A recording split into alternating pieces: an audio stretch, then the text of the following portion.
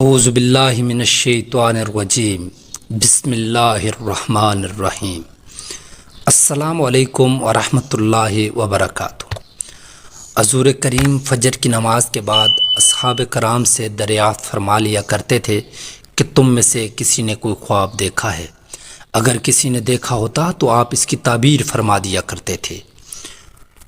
چنانچہ ایک مرتبہ جب آپ صلی اللہ علیہ وآلہ وسلم نے صحابہ سے دریافت فرمایا اور کسی نے بھی خواب کا تذکرہ نہ کیا تو نبی علیہ السلام نے ارشاد فرمایا کہ آج میں نے ایک خواب دیکھا ہے کہ دو آدمی میرے پاس آئے ہیں جو میرا ہاتھ پکڑ کر مجھ کو ایک مقدس سرزمین کی طرف لے چلے ہیں۔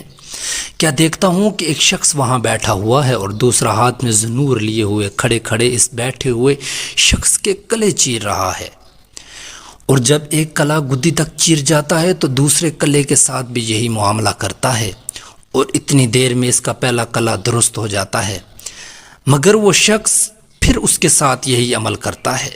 یہ دیکھ کر میں نے دریافت کیا آخر یہ کیا بات ہے؟ تو وہ دونوں کہنے لگے آگے چلیے۔ ہم آگے چلے تو ایک ایسے شخص پر سے گزر ہوا جو لیٹا ہوا ہے، اور دوسرا شخص اپنے ہاتھ میں ایک بھاری پتھر لیے اس لیٹے ہوئے شخص کے سر کو نہایت بے دردی سے کچل رہا ہے۔ چنانچہ جب وہ شخص اس کے سر پر زور سے پتھر مارتا ہے تو پتھر لڑک کر دور جا پڑتا ہے، اور وہ شخص ابھی اس پتھر کو لانے بھی نہیں پاتا کہ اس کا سر پھر درست ہو جاتا ہے، اور پھر وہ اسی طرح اس کا سر پھوڑتا ہے۔ یہ ماجرا دیکھ کر میں نے دریافت کیا یہ کیا قصہ ہے؟ تو وہ دونوں آدمی کہنے لگے آگے چلیے۔ جب آگے چل کر ہم ایسے غار پر پہنچے جو تنور کی طرح اندر سے کشادہ تھا اور اوپر سے تنگ، جس میں آگ دہک رہی تھی، اور بہت سے مرد و عورت اس میں پڑے تھے۔ جب آگ کے شعلے بلند ہوتے تھے تو وہ سب اوپر اٹھاتے اور نکلنے کے قریب ہو جاتے تھے، اور جب آگ نیچے بیٹھتی تو اس کے ساتھ نیچے چلے جاتے تھے۔ یہ دیکھ کر میں نے معلوم کیا یہ کیا معاملہ ہے؟ تو وہ دونوں کہنے لگے آگے چلیے۔ آگے چل کر ہم نے دیکھا کہ خون کی نہر میں ایک شخص کھڑا ہے اور دوسرا شخص نہر کے کنارے پر کھڑا ہے جس کے سامنے بہت سے پتھر پڑے ہیں۔ جس وقت اندر والا شخص نہر کے کنارے کی طرف آتا اور نکلنا چاہتا ہے تو کنارے والا شخص زور سے اس کے منہ پر پتھر مارتا ہے کہ پھر وہ اسی جگہ پہنچ جاتا ہے۔ پھر نکلنا چاہتا ہے تو پھر مار کر اس کو اسی جگہ پہنچا دیا جاتا ہے۔ اس حال کو بھی میں نے معلوم کرنا چاہا تو وہ دونوں کہنے لگے آگے چلیے۔ آگے چل کر ہم ایک ایسے سرسبز و شاداب باغ میں پہنچے جس میں ایک بڑے درخت کے نیچے ایک بوڑھا آدمی اور بہت سے بچے بیٹھے ہیں۔ اسی درخت کے قریب ایک اور شخص بیٹھا ہوا ہے جس کے سامنے آگ جل رہی ہے جس کو وہ دھونک رہا ہے۔ پھر وہ دونوں مجھ کو اس درخت پر چڑھا لے گئے جس کے درمیان میں ایک خوبصورت مکان تھا۔ وہ دونوں مجھے اس مکان میں لے گئے۔ اتنا عمدہ مکان میں نے کبھی نہیں دیکھا تھا، جس میں بہت سے بوڑھے جوان اور بچے موجود تھے۔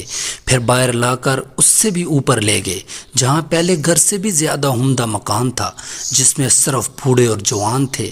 اب میں نے ان دونوں شخصوں سے کہا کہ تمام رات تم مجھے لیے پھرے ہو، آخر اس اسرار کی حقیقت سے بھی تو آگاہ کرو۔ جب انہوں نے بتایا کہ جس شخص کے کلے چیرے جا رہے تھے وہ جھوٹا شخص تھا جس کی جھوٹی باتیں دنیا میں مشہور ہو جاتی تھی، قیامت تک وہ اسی سزا میں مبتلا رہے گا، اور جس کا سر پھوڑا جا رہا تھا وہ ایسا شخص ہے جس کو اللہ تعالیٰ نے علم قرآن عطا کیا تھا، پھر رات کو غافل ہو کر سو جاتا اور دن کو اس پر عمل نہ کرتا تھا۔ قیامت کے دن وہ اس عذاب میں مبتلا رہے گا، اور آگ کے غار میں زناکار پڑے ہیں اور خون کی نہر میں سود خور ہیں۔ اور ہاں، وہ بڑے میاں جو سرسبز درخت کے نیچے بیٹھے تھے وہ حضرت ابراہیم علیہ السلام ہے، اور ان کے گرد لوگوں کے نابالغ اولاد، اور اسی درخت کے قریب جو آگ دھونکنے والا شخص آپ نے دیکھا وہ مالک دروغ دوزخ ہے، اور درخت کے اوپر والا وہ پہلا گھر جس میں آپ داخل ہوئے تھے عام مسلمانوں کا گھر ہے، اور دوسرا شہیدوں کا ہے۔ ہم دونوں آدمیوں میں سے جبرائیل ہوں اور یہ میکائیل ہے۔ اس کے بعد کہنے لگے ذرا سر اوپر اٹھائیے۔ میں نے سر اٹھا کر دیکھا تو میرے اوپر ایک سفید بادل مجھے نظر آیا۔ وہ کہنے لگے یہ آپ کا گھر ہے۔ اس پر میں نے کہا تو مجھے چھوڑو، میں اپنے گھر داخل ہو جاؤں۔ اس پر انہوں نے کہا نہیں، ابھی آپ کی عمر پوری نہیں ہوئی، اور اگر پوری ہو چکی ہوتی تو ابھی چلے جاتے۔ عزیز دوستو، انبیاء کا خواب بھی وہی ہوتا ہے۔ اس سچی عقائد سے جھوٹ بے عملی یعنی قرآن پاک کا علم ہونے کے باوجود اس پر عمل نہ کرنا، نیز زناکار، سود خور، نابالغوں، عام مسلمانوں اور شہداء کے درجات کا حال معلوم ہوا۔ اللہ تعالیٰ سب مسلمانوں کو ہر قسم کی برائیوں سے محفوظ رکھے اور نیک عمل کی توفیق عطا فرمائے، آمین ثم آمین۔ امید کرتا ہوں آپ کو میری یہ ویڈیو پسند آئی ہوگی۔ اگر آپ کو میری ویڈیو پسند آئی ہو تو ویڈیو کو لائک اور شیئر ضرور کریں۔ مزید ایسی سبق آموز ویڈیوز دیکھنے کے لیے میرے چینل کو سبسکرائب کریں اور ساتھ میں لگے بیل کے بٹن کو ضرور دبائیں تاکہ میری ہر آنے والی ویڈیو آپ کو بر وقت مل سکے۔ اللہ رب العالمین آپ کا حامی و ناصر ہو۔ انشاءاللہ تعالی حاضر ہوں گا آپ کی خدمت میں دوبارہ ایک نئی ویڈیو کے ساتھ۔ تب تک کے لیے اپنا خیال رکھیں۔ فی امان اللہ۔ السلام علیکم ورحمۃ اللہ۔